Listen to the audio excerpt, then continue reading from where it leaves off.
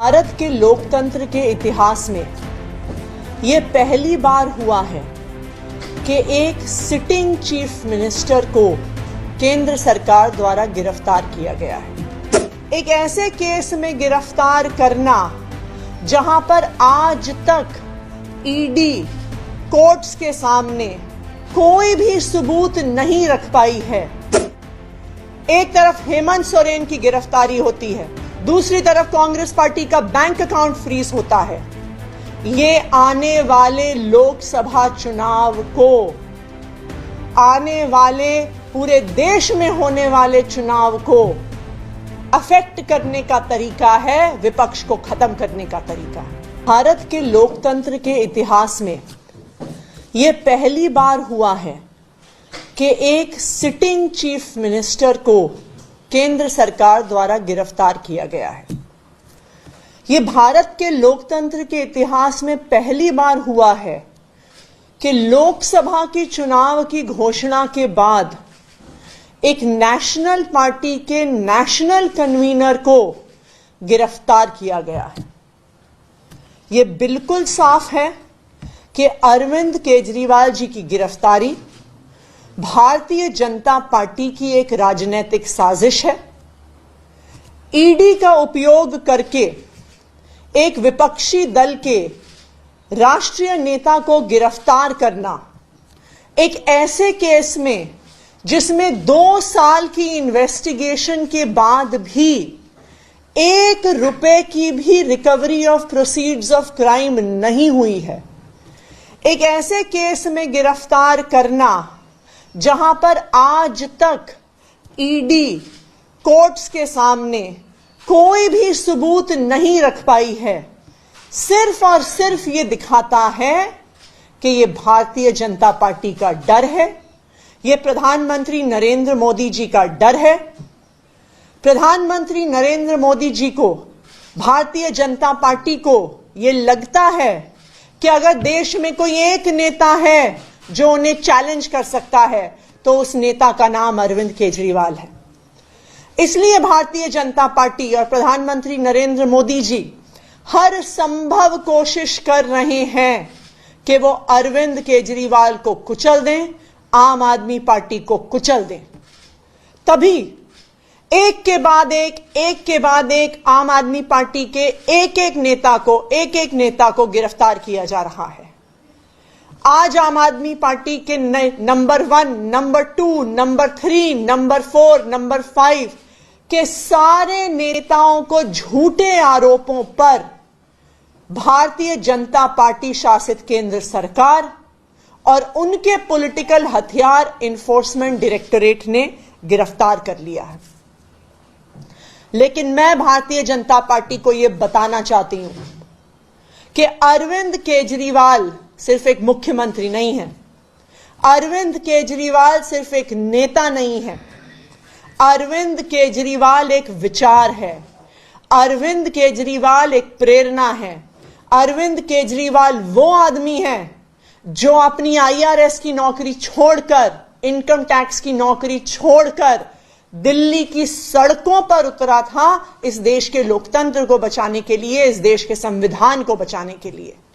और आज अगर आपने चुनाव से जस्ट पहले अरविंद केजरीवाल को गिरफ्तार किया है, उनको कैंपेन में जाने से रोकने के लिए गिरफ्तार किया है, तो मैं भारतीय जनता पार्टी को बता दूं कि आप एक अरविंद केजरीवाल को गिरफ्तार कर सकते हैं, लेकिन हजारों अरविंद केजरीवाल दिल्ली की सड़कों पे और देश की सड़कों पे उतरेंगे इस देश के लोकतंत्र को बचाने के लिए। आज भारतीय जनता पार्टी ने लोकतंत्र को खत्म करने का कोई प्रयास नहीं छोड़ा। हम देख रहे हैं कि किस तरह से एक के बाद एक सभी विपक्षी दलों पे और सभी विपक्षी नेताओं पे हमले हो रहे हैं। अगर वो भारतीय जनता पार्टी में चले जाते हैं तो उनके खिलाफ केस बंद हो जाते हैं, अगर वो भारतीय जनता पार्टी में जाने से मना कर देते हैं तो उन्हें उठा के जेल में फेंक दिया जाता है। दूसरी तरफ हमने देखा है कि किस तरह से कंपनियों को ईडी और सीबीआई के माध्यम से डरा के, धमका के, उन पे केस करके उनसे इलेक्टोरल बॉन्ड्स के माध्यम से हजारों करोड़ की उगाही करी है भारतीय जनता पार्टी ने। एक तरफ हेमंत सोरेन की गिरफ्तारी होती है, दूसरी तरफ कांग्रेस पार्टी का बैंक अकाउंट फ्रीज होता है। ये आने वाले लोकसभा चुनाव को, आने वाले पूरे देश में होने वाले चुनाव को अफेक्ट करने का तरीका है, विपक्ष को खत्म करने का तरीका है। ये चुनाव को चोरी करने का अगर तरीका नहीं है तो क्या है? आप सारे विपक्षी नेताओं को जेल में डाल दोगे, आप सारी पार्टियों के बैंक अकाउंट फ्रीज कर दोगे, तो कोई भी चुनाव कैसे लड़ेगा? लेकिन मैं भारतीय जनता पार्टी को यह बता दूं कि जो आप ये विपक्ष के खिलाफ, जो आम आदमी पार्टी के खिलाफ, जो अरविंद केजरीवाल के खिलाफ साजिश कर रहे हैं, इसका जवाब दिल्ली आपको देगी, इसका जवाब पंजाब आपको देगा, इसका जवाब पूरा देश आपको देगा। आज एक और चिंता भी है हमारी। देश में पहली बार एक सिटिंग चीफ मिनिस्टर जिनके पास Z+ सिक्योरिटी है, Z+ सिक्योरिटी कवर है, उनको अरेस्ट किया गया है।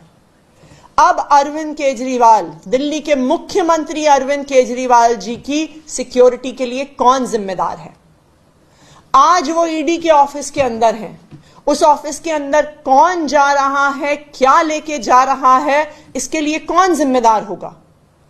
तो ये एक बहुत बड़ी चिंता आम आदमी पार्टी की भी है, ये एक बहुत बड़ी चिंता देश की भी है कि क्या केंद्र सरकार ईडी की कस्टडी में अरविंद केजरीवाल को पर्याप्त सिक्योरिटी दे रही है कि नहीं दे रही है।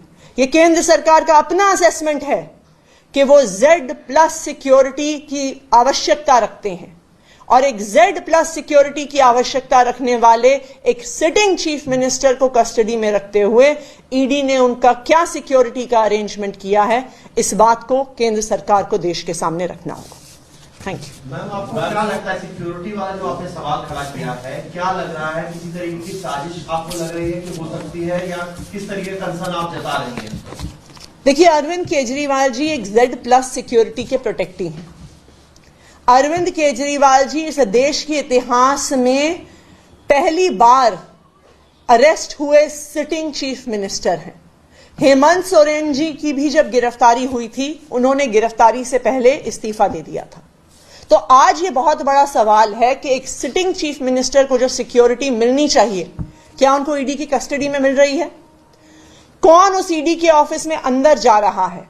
जिस लॉकअप में अरविंद केजरीवाल हैं, उस लॉकअप में कौन जा रहा है, उनकी क्या चेकिंग हो रही है, उनके पास क्या मटेरियल है, इस सब के लिए कौन जिम्मेदार होगा?